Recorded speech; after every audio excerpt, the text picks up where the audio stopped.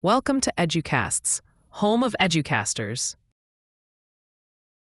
If you sit in a faculty meeting today, you'll hear a specific language spoken.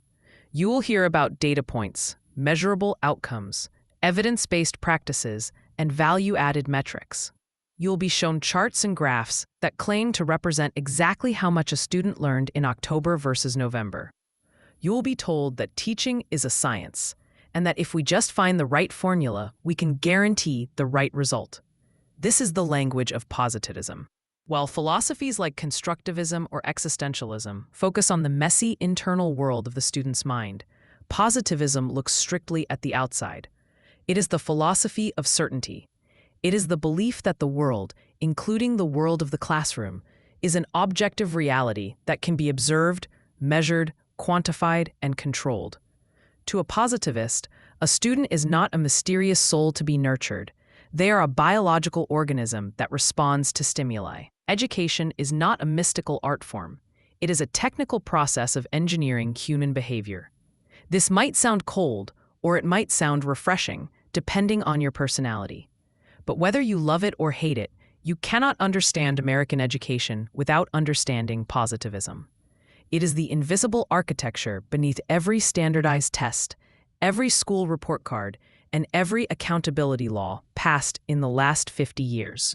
To understand why we are so obsessed with data today, we have to go back to the 19th century and a French thinker named Auguste Comte. Comte looked at the history of human thought and saw a progression. He argued that humanity moves through three stages. 1. The theological stage, where we explain things by saying God did it. E.g., thunder is the gods getting angry. 2. The metaphysical stage, where we explain things with abstract philosophical ideas. E.g., thunder is caused by the abstract force of nature. 3. The positive stage, where we stop guessing and start looking. We use science. You observe, we measure, and we find the mathematical laws that govern the universe. E.g., thunder is the acoustic shock wave caused by lightning.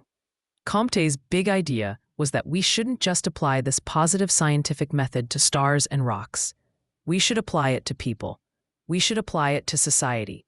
He coined the term sociology. He believed that if we could discover the scientific laws of human behavior, we could engineer a perfect society.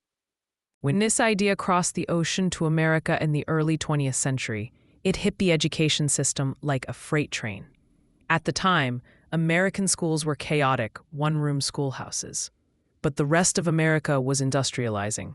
Factories were using scientific management, Taylorism, to make building cars incredibly efficient. Educational leaders looked at the factories and asked, "Why can't schools be like that?" Edward Thorndike, a legendary educational psychologist of that era, summed up the positivist creed in one sentence that still echoes in every district office today. Whatever exists at all exists in some amount. To know it thoroughly involves knowing its quantity as well as its quality. In other words, if a kid knows history, that knowledge exists in his brain. If it exists, there must be an amount of it. If there is an amount, we can measure it. If we can measure it, we can assign it a number. Thus, the multiple choice test was born. The IQ test was born. The idea of grade levels was cemented. The science of education had arrived, promising that we could turn the messy work of teaching into a clean, predictable machine. So what does this actually look like in a philosophy? If you strip away the jargon, positivism in education is built on four massive pillars. 1. Objective reality is king. Positivists reject the idea that truth is relative or that we all have our own truth. No, there is one physical world. Facts are facts. Gravity is gravity.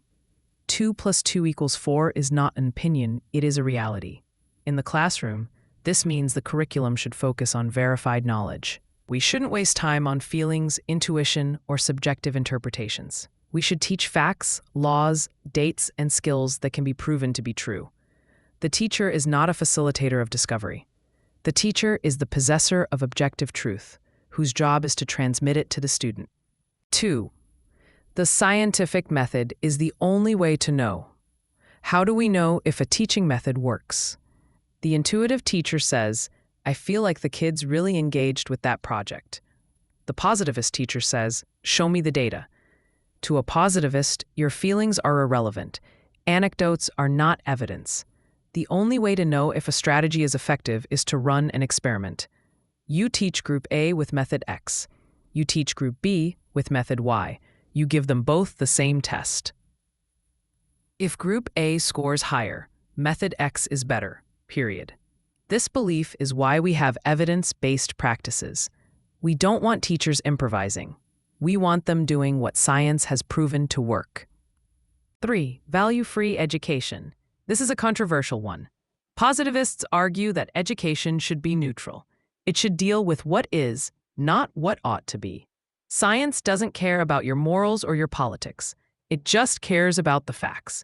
Therefore, a positivist might argue that schools should stay out of social engineering or political activism, unlike the Reconstructionists. The school's job is to make the student competent in reading, math, and science. What the student does with those skills later is their business. 4. The measurability of intelligence. This is the pillar that affects students the most. Positivism holds that intelligence and ability are fixed, measurable traits. Just as we can measure a student's height with a ruler, we can measure their reading ability with a Lexile score. This leads to tracking. If science tells us that Johnny has an IQ of 100 and Susie has an IQ of 130, logic dictates they should be in different classes. It would be inefficient to teach them the same way. The positivist obsession with sorting, ranking, and classifying students comes from this desire to scientifically organize the raw material, the students, for maximum efficiency. The clearest example of positivism in the classroom is behaviorism. Behaviorism is the psychological arm of positivism. Think about B.F. Skinner and his rats. Skinner didn't care what the rat was thinking. He didn't care about the rat's soul. He only cared about what the rat did. If he pressed a lever and got a pellet of food, he would press the lever again. Positivist educators look at children and say, same principle. Learning in this view is a visible change in behavior. Before the lesson, the student cannot solve the equation. The stimulus, the teacher explains the steps and offers a reward, a grade, a sticker, praise. The response, the student solves the equation. After the lesson, the student can solve the equation. If the student can solve the equation, they have learned.